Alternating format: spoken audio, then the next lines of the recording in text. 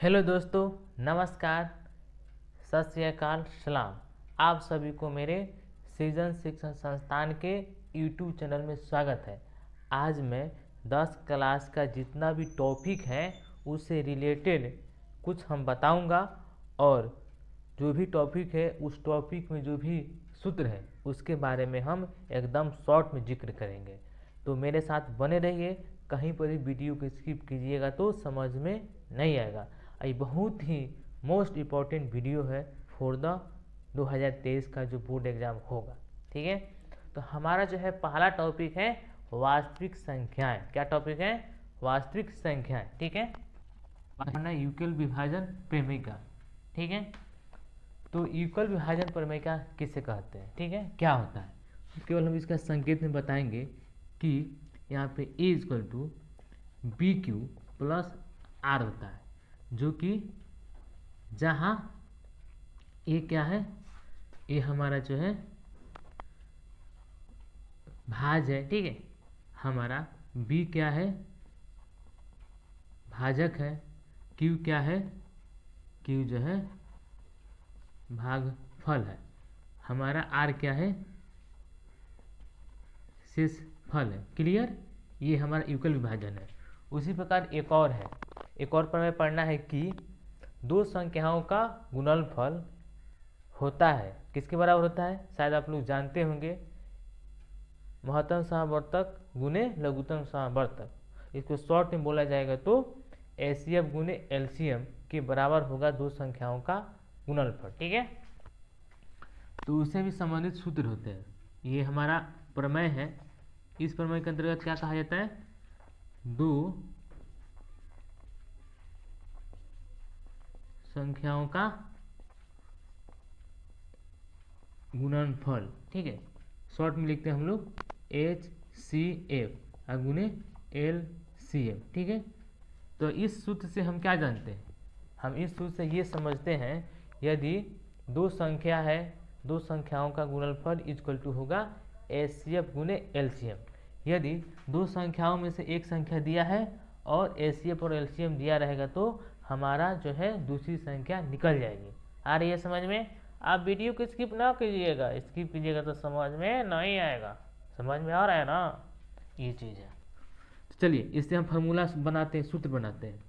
तो हम वीडियो में पहले ही बता चुके हैं कि 10 क्लास में जितना भी टॉपिक पढ़ना है, टॉपिक बाई टॉपिक हम फार्मूला के बारे में बताएंगे। ठीक है, चलिए आगे बढ़ते हैं।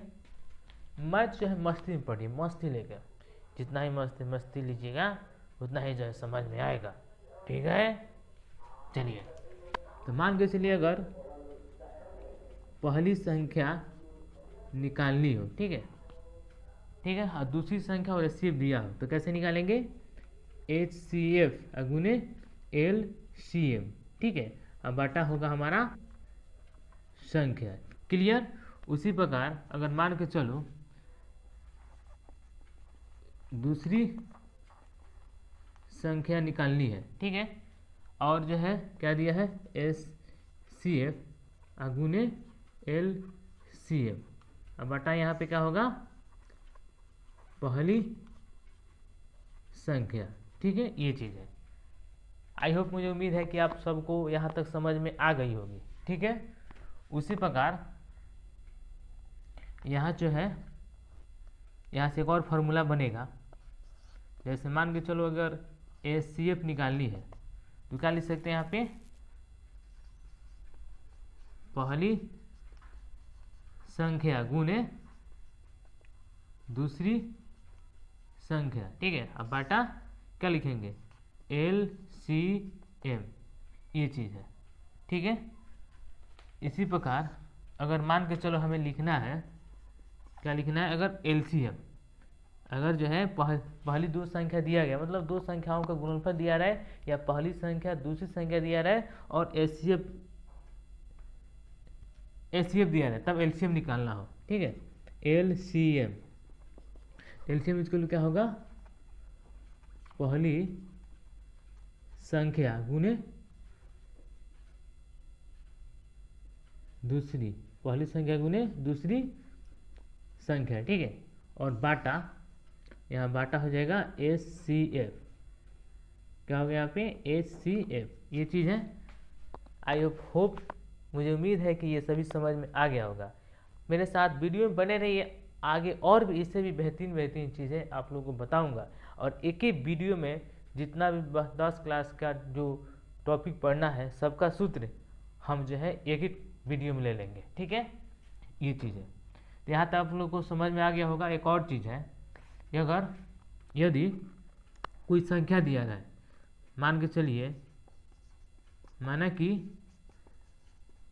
कोई संख्या P बटा, कोई संख्या क्या है P बटा Q के रूप में है, तो हम कैसे पता करेंगे, हम कैसे पता करेंगे कि इसका दशमलव प्रसार शांत है या अशांत है, ठीक है, ये चीज़ है। तो युगल विभाजन प्रमेय का या वास्तविक संख्या, इसके बारे में जो एक वीडियो मैं बनाया हूँ वहाँ पे एकदम बहुत ही अच्छे से समझाया गया। यदि आपको युगल विभाजन प्रमेय के बारे में एकदम अच्छे से समझना है तो इसकी डिस्क्रिप्शन लाइन में उसका जो है लिंक मिल जाएगा, वहाँ से आप देख के समझ सकते हैं, ठीक है। तो क्या बोला गया है, माना कि कोई संख्या P बटा Q के रूप में है तो हम कैसे पता करेंगे कि इसका दशमलव प्रसार शांत है कि अशांत है, ठीक है। तो इसके लिए जो है मान के चलो एक संख्या है 3 बटा हमारा 8 है, ठीक है। तो जो हमारा हर है, ठीक है, हर में क्या लिख सकते हैं, हर में जो संख्या है, ठीक है, हर में जो संख्या है उसका जो है अभाज्य गुणनखंड, अभाज्य गुणनखंड किसके रूप में है, 2 के पावर n और 5 के पावर n। देखिए कितना बेहतरीन ट्रिक है। यदि अगर किसी का दशमलव प्रसार शांत है तो 2 के पावर n और 5 के पावर n के रूप में रहेगा, तो हम समझें कि उसका दशमलव प्रसार शांत है। मान के चलिए अगर इसी को देख लिया जाए, 8 को तोड़ेंगे तो हमारा क्या आएगा, ये आएगा, ठीक है। हम देख रहे हैं कि इसका जो है कितना आ रहा है, 2 के पावर 3 आ रहा है, मतलब इसके रूप में, मतलब 2 के पावर n के रूप में रहे या 5 के पावर n के रूप में हर में, तो इसका दशमलव प्रसार शांत। शांत का मीनिंग क्या है, शांत का मीनिंग ये है, यदि 3 में अगर 8 से भाग किया जाएगा तो पूरा पूरा ये विभाजित हो जाएगा, तो इसका दशमलव प्रसार क्या होगा, शांत होगा। चलिए, अभी तक हमारे वीडियो में मेरे साथ बने हुए हैं तो आगे भी बहुत कुछ सीखिएगा। ऐसे ही बने रहिए और सीखते रहिए और बोर्ड में जो है फालतू नंबर लाते रहिए, ठीक है। चलिए भाग करते हैं हम लोग। तो जो है मैथ जो है मजे लेके पढ़ाया जाता है, मस्ती में पढ़ाया जाता है। मैथ से आपको बोरिंग लग रहा है,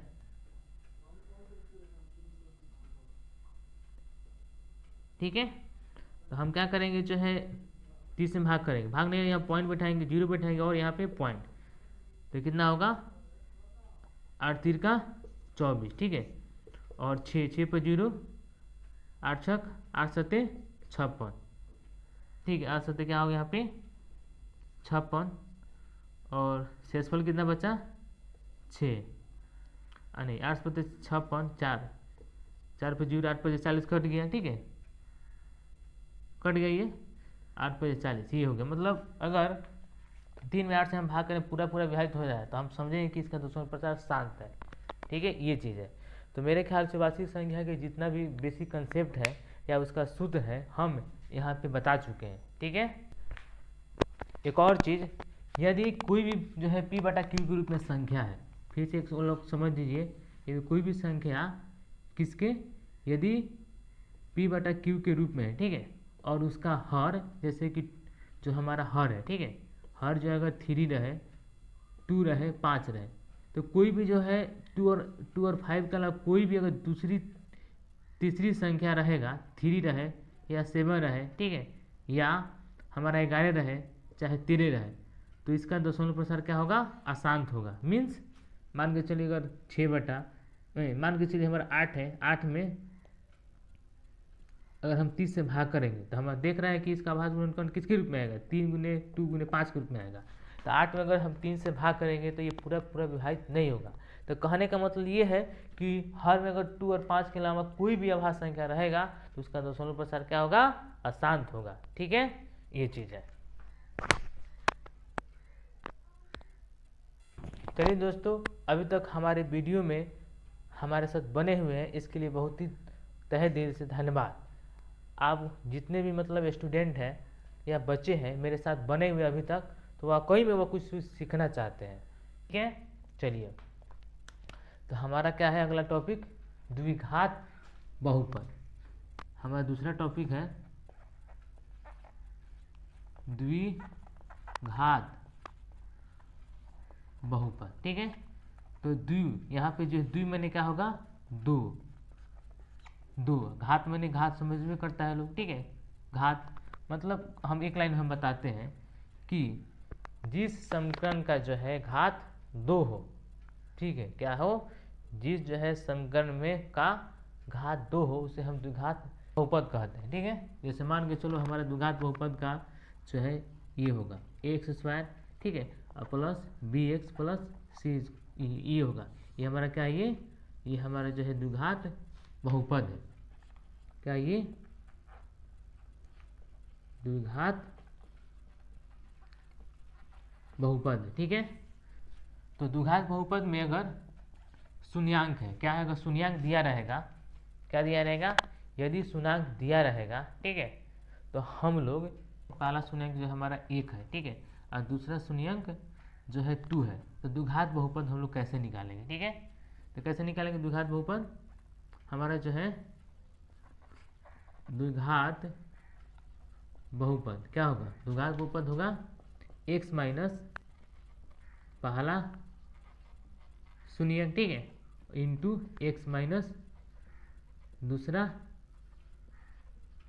शून्यांक। ठीक है, तो हमारा x हो गया, पहला शून्यांक क्या है 1 है, इंटू एक्स माइनस 2, आपस में गुना करेंगे तो कितना होगा x minus 2 minus 1 x minus 2। ठीक है, x² minus 2x minus x, minus minus plus कितना होगा प्लस 2, तो क्या होगा यहाँ पे x² माइनस 3x और प्लस 2 ये होगा।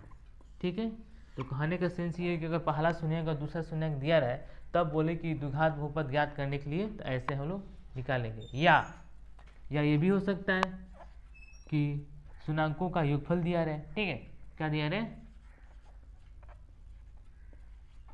शून्यांकों का यदि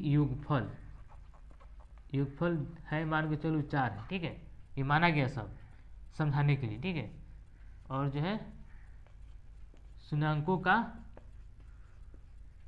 गुणनफल यदि 3 है तब बोला जाए कि आपको द्विघात जो है समीकरण निकालना है। ठीक है, क्या निकालना है, द्विघात बहुपद निकालना है। तो कैसे निकालेंगे, इसके लिए भी सूत्र होता है, इसके लिए सूत्र क्या होगा, इसके लिए जो है ये हमारा सूत्र हो गया द्विघात बहुपद निकालने के लिए।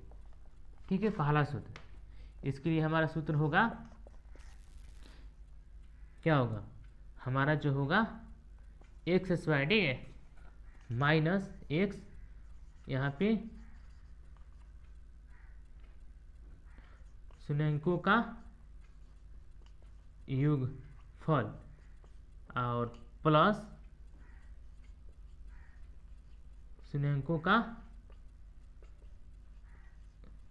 गुणनफल। ठीक है, ये चीज़ है, क्या हो गया यहाँ पे शून्यांकों का गुणनफल। ठीक है, ये चीज़ है, ये सूत्र है। तो सूत्र को ऐसे लिखेंगे, तो जैसे माना कि हम यहाँ पहले मान चुके हैं कि शून्यांकों का योगफल हमारा 4 है और शून्यांकों का गुणनफल 3 है, तो क्या होगा x² माइनस 4x और प्लस 3।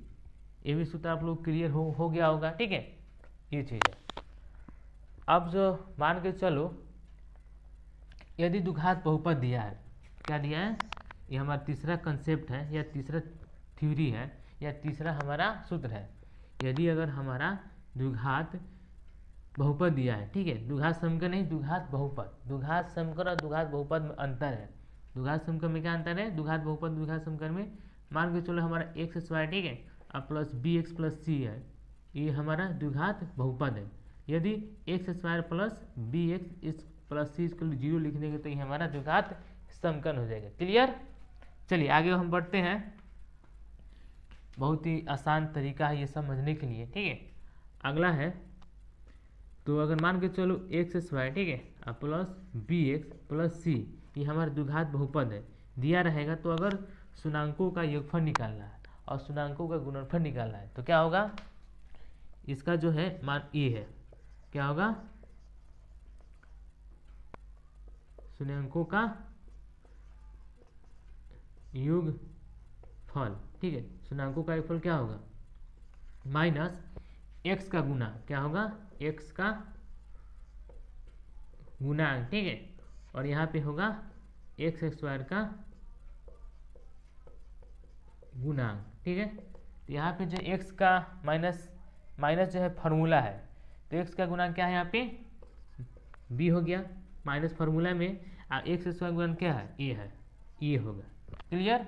उसी प्रकार यदि शुन्याङ्कों का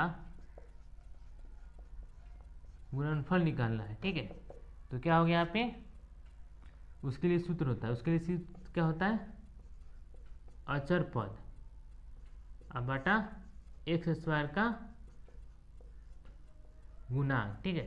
तो हमारा अचर पद यहाँ पे क्या है, सी है, और एक्स स्क्वायर का गुणांक क्या है, ए है, ठीक है। ये हो गया, ये हो गया, ठीक है। क्लियर। तो आई होप, मुझे उम्मीद है कि आप लोग अभी तक मेरे साथ वीडियो में बने होंगे तो आप कुछ सीखना चाहते हैं, इसी कारण हमारे साथ बने हुए हैं, ठीक है। अब अगला हमारा टॉपिक होगा दो चर वाले रैखिक समीकरण, उसको बहुत ही अच्छे तरीक़ा से हम समझा देंगे। तो ये हमारा बेसिक कंसेप्ट भी हो गया, एक तरह से एक सूत्र भी हो गया, ठीक है। ये सभी हमारा क्या हो गया, सूत्र हो गया। क्लियर। सभी विद्यार्थियों को और सभी बच्चों को मेरी तरफ से तहे दिल से धन्यवाद, क्योंकि आप लोगों के अंदर एक पेशेंस है कि अभी तक रुके हुए हैं, क्योंकि आप सभी को सीखना है, कुछ नया सीखना है, कुछ नया जानना है, इसी कारण अभी तक आप लोग रुके हुए हैं। और जो छोड़ के चले गए हैं उनकी कोई बात नहीं है, वो जो सीखना नहीं चाहते हैं, इसी कारण वो सभी कोई छोड़ के चले गए हैं। चलिए हमारा अगला टॉपिक है दो चर वाले रैखिक समीकरण, ठीक है। क्या है हमारा जो है अगला टॉपिक 3 नंबर, दो चर वाले रैखिक समीकरण, ठीक है, ये चीज़ है। तो अगर दो चर वाला रैखिक समीकरण दिया रहेगा, मतलब दो को समीकरण यहाँ पे दिया रहेगा, मेनली क्या दिया जाएगा, दो समीकरण यहाँ पे दिया रहेगा। जैसे मान फिर से देखिए, दो चर वाले समीकरण में क्या दिया रहेगा, a1x, ठीक है, plus b1y plus c1 equal to 0, ठीक है। दो चर वाले, दो माने दो गो चर, एक्स और वाई क्या है, हमारा चर है, ठीक है, और सी क्या है, दो चर वाले रैखिक समीकरण, ठीक है, ये हमारा अचर पद है, ठीक है। दो चर वाले रैखिक समीकरण, ठीक है, उसका युग्म पढ़ना है। तो हमारा एक इक्वेशन हो गया, मान के चलो हमारा एक समीकरण हो गया। उसी प्रकार a2x, ठीक है, plus b2y plus c2 equal to 0, ये हमारा दूसरा इक्वेशन हो गया। अगर जो है यहाँ पे एक शर्त होता है, एक कंडीशन होता है, कंडीशन क्या होता है, यदि पहला कंडीशन ये है कि a1 बटा a2 not equal to b1 बटा b2 दिया रहेगा, तो हमारा जो है क्या होगा, हमारा जो है इस इक्वेशन का अगर दिया है ऐसे a1 बटा a2 not equal to b1 बटा b2, जिसका पहला होगा एक हल, पहला क्या होगा, एक हल, ठीक है। दूसरा क्या होगा, जो दोनों रेखाएं कटेगी प्रतिच्छेदित करेगी, क्या करेगी, प्रतिच्छेदी रेखाएं होगी, ठीक है, क्या होगी, प्रतिच्छेदी रेखाएं होगी, ये चीज़ें।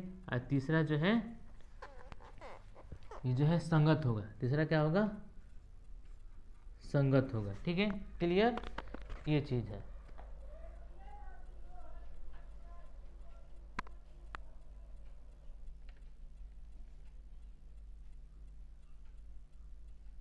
ठीक है, ये चीज़ है। उसके बाद मान के चलो अगर कंडीशन ऐसे दिया है A1 बटा A2 बराबर B1 बटा B2 और C1 बटा C2, क्या दिया है A1 बटा A2 और B1 बटा B2 बराबर C1 बटा C2 दिया है। तो ये क्या होगा, अगर ऐसे दिया रहेगा तो अगर दो इक्वेशन है तो यहाँ पे क्या होगा, यहाँ पे जो है अनेक हल होगा। क्या होगा, अनेक हल होगा। ठीक है, दूसरा क्या होगा,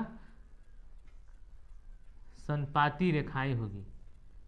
संपाती रेखाएं होगी। संपाती रेखाएं मतलब दोनों रेखाएं जो अलग, प्रतिच्छेदी रेखाएं मतलब हम बताते हैं क्या है, प्रतिच्छेदी रेखाएं मतलब ऐसे ये दो रेखाएं ऐसे एक दूसरे को काटेगी। ठीक है, ये हमारा जो है L1 रेखा हो गया। ठीक है, ये हमारा मान के चलो L2 रेखा हो गया। अगर जो समांतरी रेखा है मतलब अगर हमारा x अक्ष हो गया, ये हमारा x अक्ष हो गया, ये y अक्ष हो गया, तो रेखाएं जो एक दूसरे पे चढ़ी हुई दिखाई देगी ऐसे। ठीक है, क्लियर।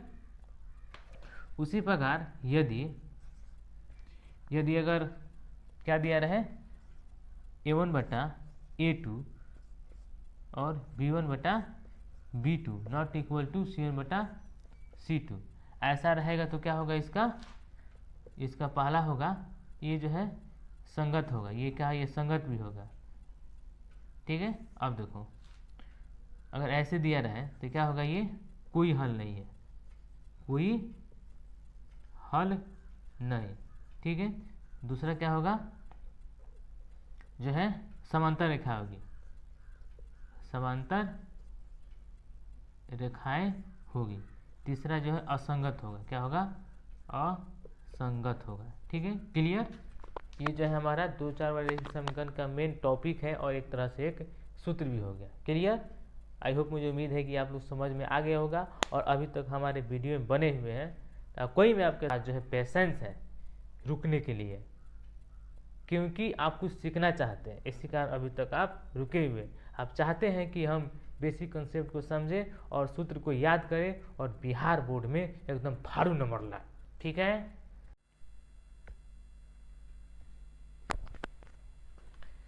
हेलो दोस्तों, आप सभी कोई मस्त होंगे और पढ़ाई करने में मन लगाते होंगे और अभी तक हमारे वीडियो में बने होंगे मेरे साथ। आपके पास जो है पेशेंस है। क्या है, पेशेंस है, इसी कारण अभी तक हमारे वीडियो में मेरे साथ रुके हुए हैं। आइए आगे हम जानते हैं कि द्विघात समीकरण। ठीक है, द्विघात समीकरण का इक्वेशन क्या होता है, x² plus B x plus C equal to 0, जहाँ पे d इक्वल टू क्या होता है, bx² माइनस 4ac। d को हम क्या बोलते हैं, विवेचक। क्या बोलते हैं, विवेचक। क्लियर। उसके बाद जो है bx² minus 4ac equal to 0 और d इक्वल टू 0, मतलब इसको हम पूरा का क्या माना गया है, d इक्वल टू 0 रहेगा तब क्या होगा, मूल इसका वास्तविक और समान होंगे। अब इसके बारे में अगर और ही बेहतरीन तरीका से जानना है, इसकी डिस्क्रिप्शन में जो है इसका भी लिंक दिया जाएगा। ठीक है, क्या दिया जाएगा, द्विघात समीकरण का जो बेसिक कंसेप्ट है वहाँ पे एकदम अच्छे से बताया गया है। वहाँ जाके आप समझ सकते हैं कि द्विघात समीकरण है क्या, द्विघात समीकरण किसे कहते हैं। ठीक है, ये चीज़ है। उसके बाद जो है अगर bx² minus 4ac less than equal 0 रहेगा, चाहे इसको हम ऐसे भी लिख सकते हैं d लेस देन 0, तब क्या होंगे, मूल वास्तविक और अलग होंगे। अलग मतलब जो हमारा मूल निकलेगा वह दोनों सेम नहीं होगा। अगर एक मूल जो है 2 है तो दूसरा मूल 3 हो सकता है, मतलब दोनों में अलग है, डिफरेंट है। ठीक है, हमारा तीसरा है क्या है, अगर bx² माइनस 4ac, ठीक है, तो मतलब bx² माइनस 4ac का वैल्यू 0 से छोटा है। क्या है, d ग्रेटर देन 0, छोटा है तो क्या होगा, वास्तविक मूल नहीं होगी। इसका जो है, इसका मूल वास्तविक नहीं है, मतलब इसका कोई हल नहीं। इसको दूसरी भाषा में क्या लिख सकते हैं, इसका कोई हल नहीं है। ठीक है, अब चलिए उसके बाद एक और है, अगर द्विघात बहुपद मतलब द्विघात समीकरण दिया रहेगा, ठीक है, तब हमें इसका मूल निकालना है फॉर्मूला से। तो मूल निकालने का फॉर्मूला क्या होता है, यदि मान के चलिए हमारा ये क्या है, द्विघात समकन क्या है, द्विघात समकन X square plus B x plus C equal to 0 है। ठीक है, ये हमारा क्या है, द्विघात समकन है। तो अगर मूल निकालना है, मूल मतलब यहाँ पे क्या रखेंगे कि सबकी वैल्यू 0 हो जाए। तो इसका फॉर्मूला होता है माइनस बी प्लस माइनस, ठीक है, B x square minus 4ac बटा 2 है। ठीक है, या इसको हम दूसरे भाषा में भी लिख सकते हैं। क्या लिख सकते हैं इसको, x minus b plus minus root under D भी लिखा जा सकता है। ये क्या हमारा प्लस माइनस है बटा 2 है। ठीक है, ये चीज़ है, हम लोग ऐसे भी लिख सकते हैं। ठीक है, चलिए अगला हमारा टॉपिक है, हमारा जो है समांतर श्रेणी टॉपिक है, उसके बारे में भी बहुत ही अच्छे से बताया गया है।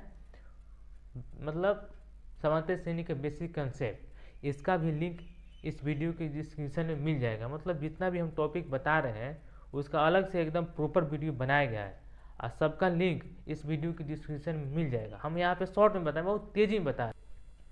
अगला टॉपिक है समांतर श्रेणी। ठीक है, तो समांतर श्रेणी किसे कहते हैं, इसके बारे में भी बहुत ही अच्छे से बताया गया है, समांतर श्रेणी का बेसिक कंसेप्ट। इसका भी लिंक इस वीडियो के डिस्क्रिप्शन में मिल जाएगा। यहाँ पे केवल हम जो है फार्मूला को जिक्र करेंगे और फार्मूला का ही बताएंगे। ठीक है, तो समांतर श्रेणी में यदि कोई समांतर श्रेणी दिया गया है, उसमें लगातार पदों के बीच समान अंतर हो, उसे हम समांतर श्रेणी कहते हैं। ठीक है, ये चीज़ है।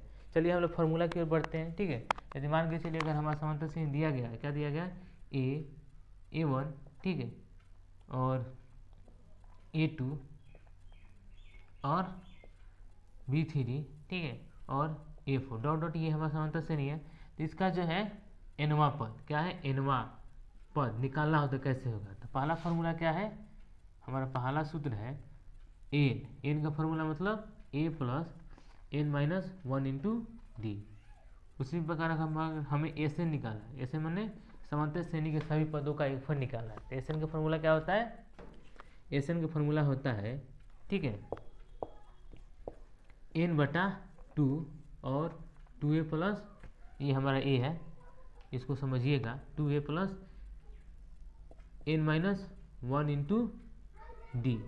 ठीक है, ये चीज़ है। एक और फार्मूला होता है, एक फार्मूला हमारा क्या होता है, एस एन का, ठीक है, एन बटा 2 और ए प्लस एल। सभी कोई जानता है कि जहाँ हमारा एल है, एल क्या है, एल जो है अंतिम पद है। ठीक है, क्या है, एल, ये हमारा प्रथम पद है। क्लियर, ये चीज़ है। अब देखिए, अगर जो है इसी सूत्र से ये बनाना है तो कैसे बनेगा, बहुत ही बेहतरीन ट्रिक है, इसको समझिए। क्या लिख सकते हैं, एन बटा 2, ठीक है, और ए है, एल माने क्या होगा, एल माने अंतिम पद, तो ये लिख सकते हैं, क्या लिख सकते हैं, ए, ठीक है, क्या लिखेंगे यहाँ पे, A plus N minus 1 into D. ठीक है, तो क्या बनेगा, एन बटा 2 कोस्ट ए जुट के क्या हो जाएगा, क्या होगा यहाँ पे 2a plus N minus 1 into d. देखिए, तो फिर से ये हमारा सूत्र मिल गया। तो इस सूत्र से हम लोग इस सूत्र को जनरेट कर सकते हैं। ठीक है, ये हमारा समांतर श्रेणी का जो है, ये हमारा मेनली 3 गो सूत्र है। ठीक है, इसी 3 सूत्र से हमारा समांतर श्रेणी का लगभग सभी क्वेश्चन बन जाए। कुछ ही क्वेश्चन में थोड़ा थोड़ा हमें अलग से ट्रिक लगाना पड़ता है। ठीक है,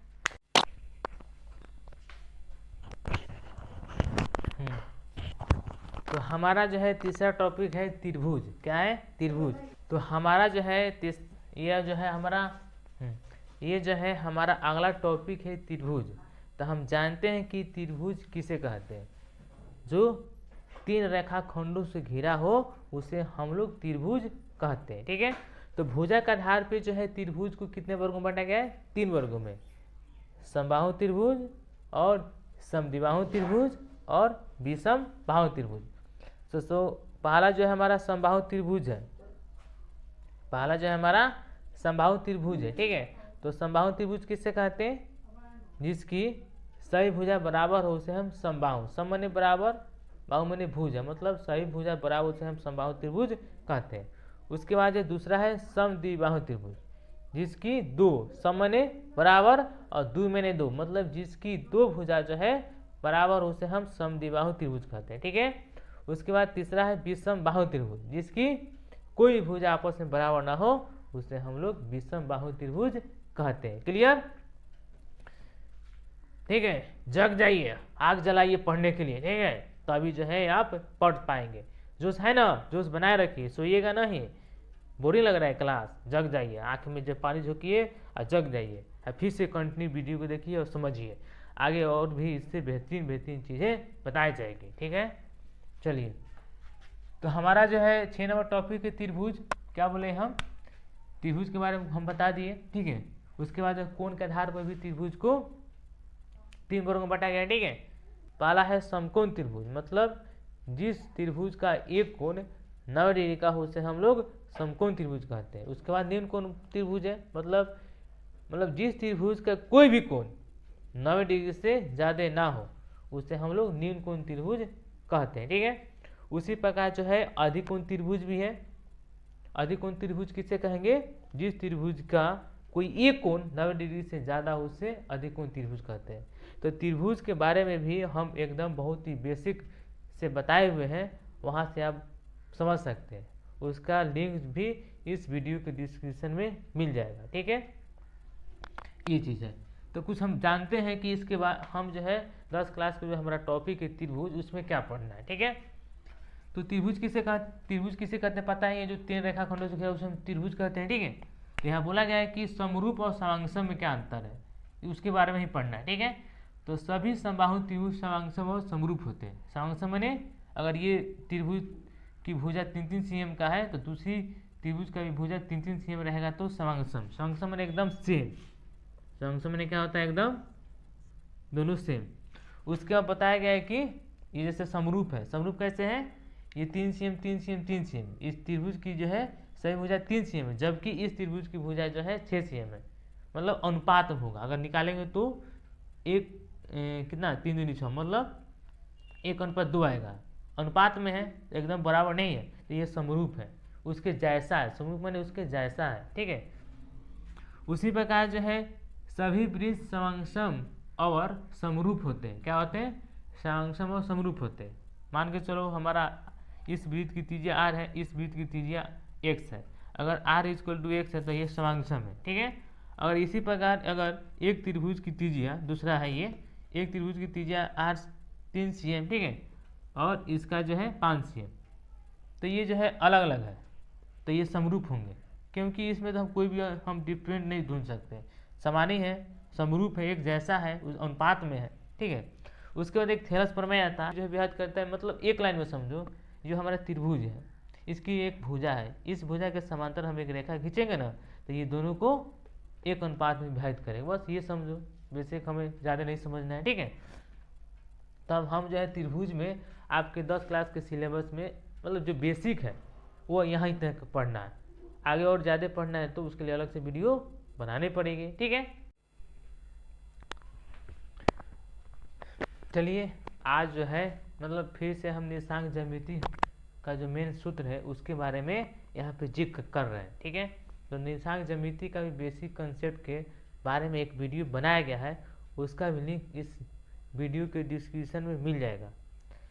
तो मैं आप सभी से अभी बात करना चाहता हूँ कि जितने भी विद्यार्थी हैं, जितने भी बच्चे हैं या जितने भी दोस्त हैं जो हमारे साथ अभी तक वीडियो में बने हुए हैं, वाकई में कुछ जो है सीखना चाहते हैं, वाकई में क्या है, कुछ सीखना चाहते हैं और कुछ करना चाहते हैं, उनके अंदर जो है जुनून है और आग है वह सीखने के लिए। ठीक है, चलिए, तो एकदम बहुत ही शॉर्ट फॉर्म में हम बताएंगे निर्देशांक ज्यामिति का जो बेसिक सूत्र है।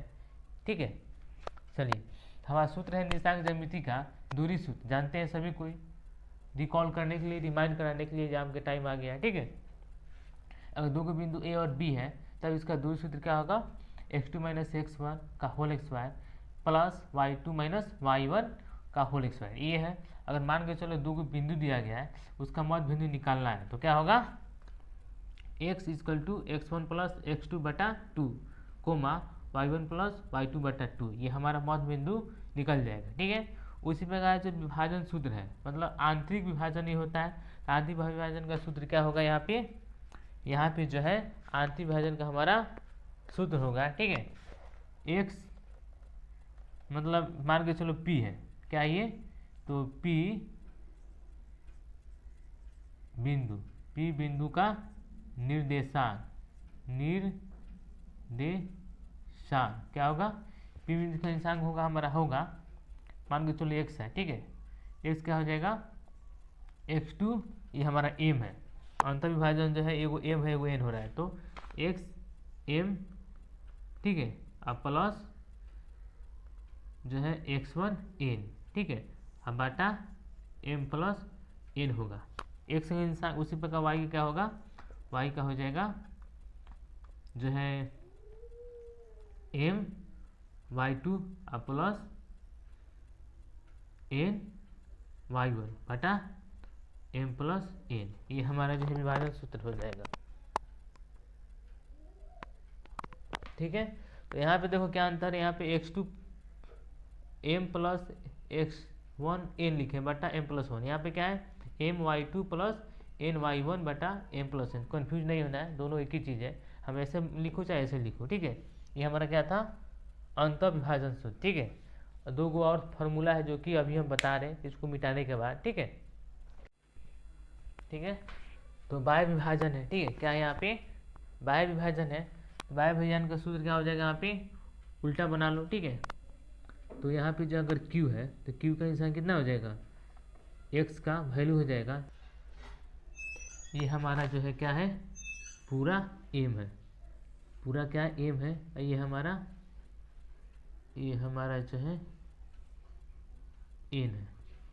ठीक है, तब क्या होगा यहाँ पे x इक्वल टू हमारा जो है q का निशान x इक्वल कितना हो जाएगा, m x2 plus n plus नहीं, यहाँ पे माइनस होगा x1 बटा m प्लस n, यहाँ पे x2 है, क्या है x2 है। उसी प्रकार y का क्या हो जाएगा, y का निशान, ठीक है, m y2 minus n y1, ठीक है, अब बटा हो जाएगा m माइनस n, माइनस होगा, गलती लिखा गया है। ठीक है, ये चीज़ है। ठीक है, तो ये हमारा क्या है, ये बाह्य विभाजन का सूत्र है। बाह्य विभाजन का सूत्र क्या होगा, x equal to m x2 minus n x1 बटा m माइनस n। ठीक है, उसी प्रकार y का क्या होगा, m y2 minus n y1 बटा m माइनस n। क्लियर। उसके बाद जो एक और है त्रिभुज का केंद्रक, ये क्या है, मान के चलो ये हमारा त्रिभुज है, क्या ये बोलो, कमेंट करो, ये क्या, ये हमारा त्रिभुज है, ये है इसका निशान x1, ठीक है, y1, इसका निशान b है, इसका निशान x2, ठीक है, और y2, ये हमारा c है, इसका निशान x3 और y3 है। ठीक है, तब क्या होगा, केंद्रक। केंद्रक माने जो यहाँ पे तीनों रेखाओं का जो मध्य बिंदु है, ये केंद्रक है, क्या ये केंद्रक है। ठीक है, केंद्रक का सूत्र क्या होगा, केंद्रक का जो है हमारा मान के चलो ये बिंदु P मान के चलो, ठीक है, जिसका निशान x y है। ठीक है, तो यहाँ पे x इक्वल कितना हो जाएगा, x1, ठीक है, प्लस x2 और x3 बटा 3। y का क्या हो जाएगा, हमारा y जो है y हो जाएगा क्या, बोलो लिखो कमेंट में, y1 plus y2 plus y3 बटा 3, ये होगा मेनली सूत्र केंद्रक का। किसका सूत्र है ये, केंद्रक, केंद्रक का बिंदु, केंद्रक का बिंदु। ठीक है, तो हम जो यहाँ पे त्रिभुज का क्षेत्रफल लिखते हैं, यहाँ तक तो है, मान के चलो ये हो गया। ठीक है, तो ये अगला सूत्र है हमारा त्रिभुज का क्षेत्रफल। क्या है त्रिभुज का क्षेत्रफल, ये होता है 1/2 x1। ठीक है, कोष्ठ घेर लो, बता रहे ट्रिक कैसे लिखेंगे। यहाँ पे हमेशा x2 रहेगा, ठीक है, यहाँ पे क्या रहेगा, x3 3 कोस्ट कोस्ट, ये जो हमारा 12 कोस्ट हो गया। ठीक है, हम बता रहे हैं ठीक से जो है त्रिभुज के क्षेत्रफल कैसे लिखेंगे। ठीक है, यहाँ पे y1 है, y1 है, y2 है, y3। तो पहले हम यहाँ पे क्या लिखेंगे, y2 माइनस y2 के बाद क्या आएगा, y3 आएगा। ठीक है, यहाँ पे क्या लिखेंगे, y3 जो है वही चीज़ यहाँ पे लिखेंगे। ये हो गया हमारा y3। अब देखिए y3 के बाद क्या आएगा, y2 आएगा कि y1 आएगा, y3 के बाद फिर से शुरू में आएगा y1 आएगा। तो क्या लिखेंगे, y3 माइनस y1, जो यहाँ पे है उसी को फिर से यहाँ पे लिखेंगे। ठीक है, क्या लिखेंगे, y1 के बाद क्या आएगा, y2 आएगा, तो माइनस y2। देखिए कितना बेहतरीन तरीका से हम जो है त्रिभुज का सूत्र को बना दिए। ठीक है, क्या है, त्रिभुज का क्षेत्रफल 1/2 x1 कोष्ठ में y2 minus y3 plus x2 y3 minus y1। ठीक है, ये समझाने के लिए हम थोड़ा एरो का निशान बनाए। ठीक है, और plus x3 y1 minus y2। ठीक है, चलिए तो आज मैं इस वीडियो में बस यहीं तक बताएंगे। आज जो मैं इस वीडियो में बस यहीं तक बताएंगे, मतलब आज जो है इस वीडियो में हम यहीं तक बताएंगे। इसके बाद हम 7 गो टॉपिक को कवर किए हुए हैं, 7 टॉपिक का एकदम बेसिक कंसेप्ट के वीडियो बनाए हुए हैं, मतलब वास्तविक संख्या का बेसिक कंसेप्ट। ठीक है, द्विघात बहुपद का बेसिक कंसेप्ट, द्विघात समीकरण का बेसिक कंसेप्ट। ठीक है, दिशांक ज्यामिति का बेसिक कंसेप्ट, मतलब जितनी टॉपिक बताया गया सबका बेसिक कंसेप्ट का वीडियो बनाया गया, और सभी का लिंक इस वीडियो के डिस्क्रिप्शन में मिल जाएगा। आई होप, मुझे उम्मीद है कि आप सभी को ये सभी मैथ समझ में आ गई होगी। ठीक है, समझ में आ गई है तो बहुत ही अच्छी चीज़ है। समझ में आ गया है तो लाइक का बटन दबाइए और हमें सपोर्ट कीजिए। साथ में यही बताना चाहूँगा कि इसके बाद जितने भी टॉपिक हैं उसको दूसरी वीडियो में हम कवर करेंगे। ठीक है।